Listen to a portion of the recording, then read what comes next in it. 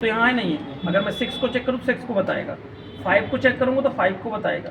तो जो भी 5 इस रेंज में होंगे जहाँ जहाँ वहाँ हाईलाइट हो जाएगा अपने आप में। इसके बाद देखा जाए ये टेक्स्ट दैट कंटेंट होता है, मतलब जैसे कोई सीट पर आप काम कर रहे हो, सीट कोई आपके पास उपलब्ध होनी चाहिए जी। जैसे सीट है मेरे पास है एक ठो, ठीक है। अब मुझको इसमें ये ढूंढना है कि राहुल कितनी बार लिखा हुआ है। तो मुझे यहाँ पे जाना है, यहाँ पे मैंने क्लिक किया और मैं यहाँ पे टाइप कर दिया राहुल। तो जहाँ जहाँ राहुल होगा सिस्टम उसे बता देगा।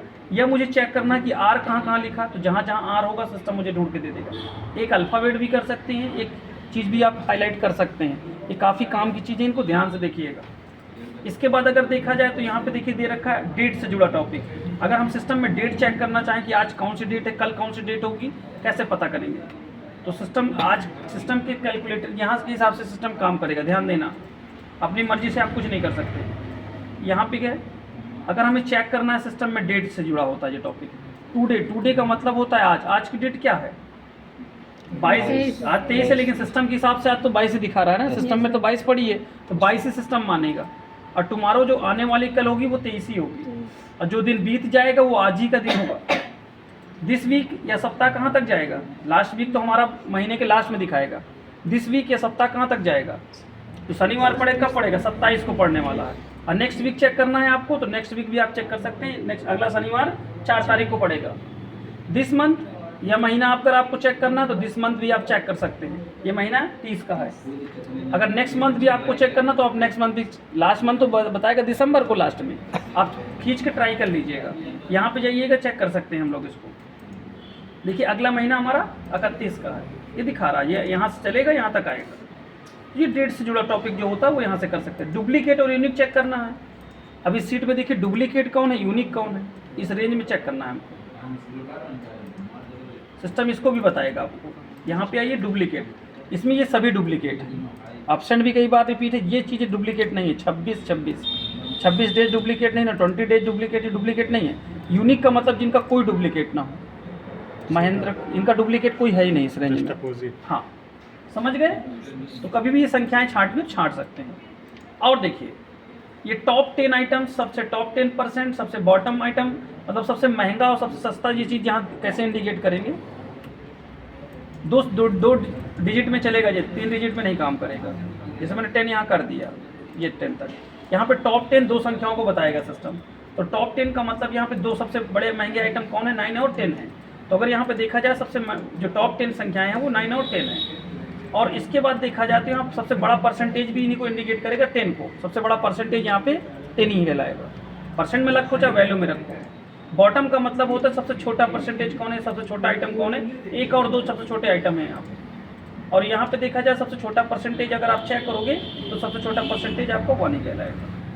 और यहाँ पे देखो दिखाया गया एबव मतलब होता है बीच से, जैसे 5 से लगा के 2 पार्ट में ये बढ़ रहा है। 10 संख्याएं हैं, 10 में 5 से डिवाइड करेगा बीच में, दो भाग में अगर आप बांटेंगे तो।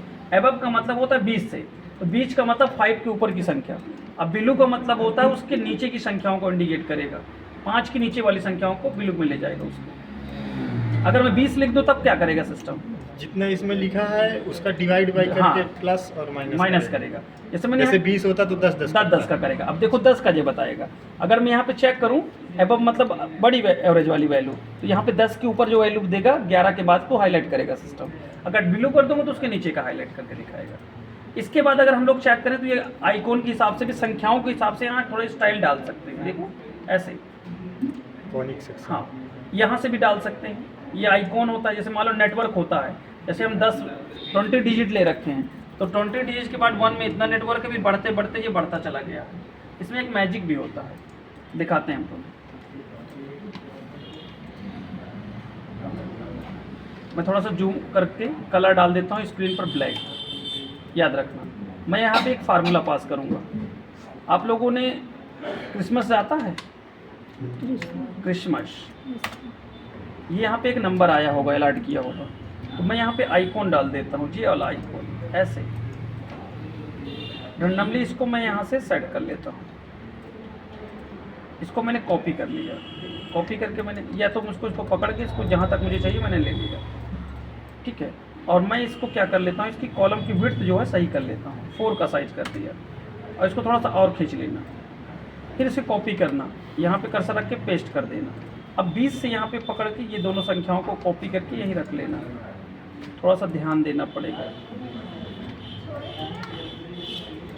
फिर इन दोनों को ले लेना, ऐसे कॉपी कर लेना। थोड़ा सा टाइम लगेगा लेकिन क्रिसमस अच्छा बनता है, लेकिन अभी फ़िलहाल नहीं बन पा रहा।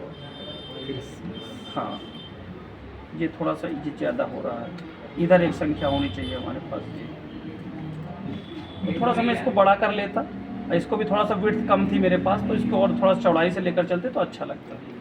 अब देखो मैं इसको थोड़ा जूम कर रहा हूँ, अगर मैं यहाँ डिलीट की दबाऊंगा तो इसका एक मैजिक होगा, बल्ब का जो कलर होगा वो ऑटोमेटिक बदलेगा। देखो बदल रहा होगा, दिख रहा है आप लोग, डिलीट बटन की मदद से।